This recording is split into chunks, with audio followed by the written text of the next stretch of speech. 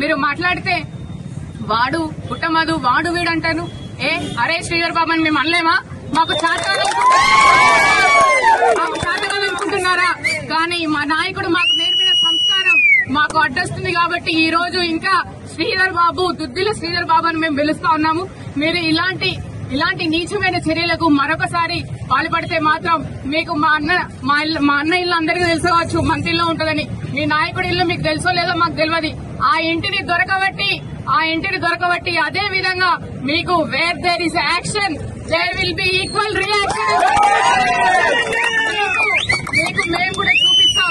BRS party నాయకుల సత్తా మీకు అందరికీ తెలియజేస్తామని చెప్పి ఈ సందర్భంగా తెలియజేస్తా ఉన్నాను.